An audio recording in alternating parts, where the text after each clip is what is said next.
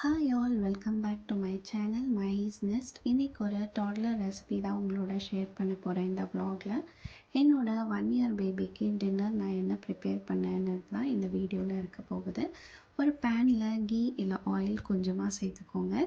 அதோட கொஞ்சமாக கொஞ்சம் ஜீரா பொரிஞ்சதும் நம்ம துருவி வச்ச பீட்ரூட் அண்ட் ஜிஞ்சர் கார்லிக் சேர்த்துருக்கேன். உங்களுக்கு ஜிஞ்சர் பிடிக்கலைன்னா நீங்கள் ஸ்கிப் பண்ணிக்கலாம்.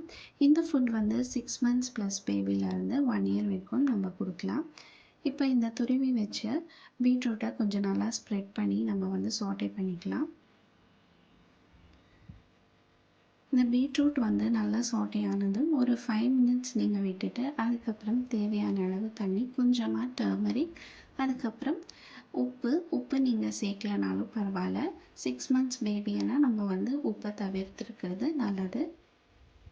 1 இயர் பேபியானால் கொஞ்சமாக நம்ம டேஸ்ட்டுக்காக சேர்த்துக்கலாம்.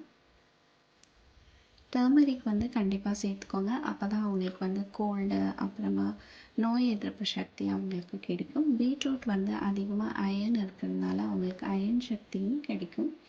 ஸோ கண்டிப்பாக பீட்ரூட், கேரட் எல்லாம் உங்களோட டயட்டில், பேபி டயட்டில் நீங்கள் இன்க்ளூட் பண்ணிக்க ட்ரை பண்ணுங்கள். இதை நல்லா சாட்டே பண்ணதும் நான் வந்து இந்த பீட்ரூட் வேகிறதுக்கான தண்ணியை கொஞ்சமாக சேர்த்துக்கிறேன். நம்ம இப்படி சாட்டே பண்ணிட்டோம்னா சீக்கிரமாக வெந்துடும். அதே மாதிரி கிரேட் பண்ணி சேர்க்கறதுனால சீக்கிரமாக வெந்துடும். உங்களுக்கு வேணால் நீங்கள் கட் பண்ணிவிட்டு குக்கரில் கூட வேக வச்சு பண்ணலாம். இப்போ நான் ஒரு லிட் போட்டு க்ளோஸ் பண்ணி வச்சிடறேன் ஒரு 5 minutes.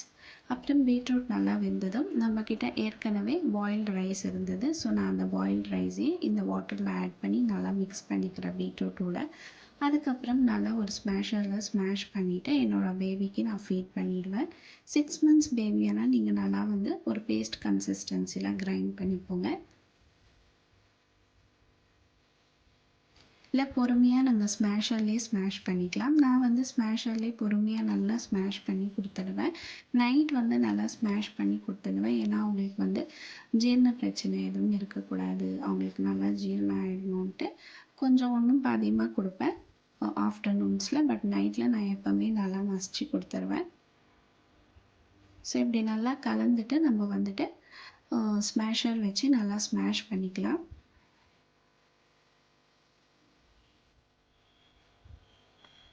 சிக்ஸ் மந்த்ஸ் ப்ளஸ் பேபிக்கு நீங்கள் இந்த ஃபுட்டை ஃபீட் பண்ணுறீங்கன்னா வெறும் பீட்ரூட், அப்புறம் வேக வச்ச சாதம், வேக வச்ச பீட்ரூட்டை மட்டும் நல்லா மசிச்சு கொடுக்கலாம். ஜிஞ்சர் கார்லிக்கை வந்து நீங்கள் ஸ்கிப் பண்ணிவிடுங்க.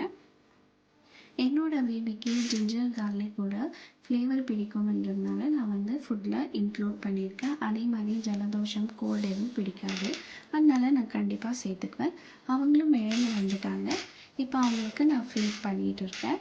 அவங்களையும் நான் என்கரேஜ் பண்ணேன். 1 இயர் பேபியானால் கண்டிப்பாக அவங்கள சாப்பிட விடுங்க. அப்போ தான் அவங்களுமே சாப்பிட சீக்கிரம் கற்றுக்குவாங்க. அவங்க சாப்பிட்றப்பே கொஞ்சம் கொஞ்சமாக நானுமே ஃபீட் பண்ணிவிடுவேன்.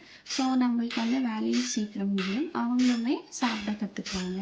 கண்டிப்பாக நீங்கள் பாப்பாவை என்கரேஜ் பண்ணுங்கள்.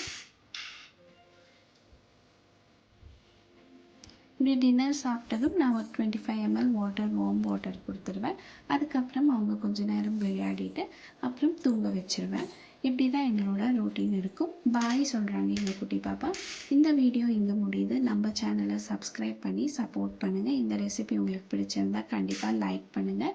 புதுசாக நம்ம சேனலை பார்க்குறவங்க சப்ஸ்கிரைப் பண்ணி சப்போர்ட் பண்ணுங்கள் ப்ளீஸ் ஃப்ரெண்ட்ஸ். Thank you, bye.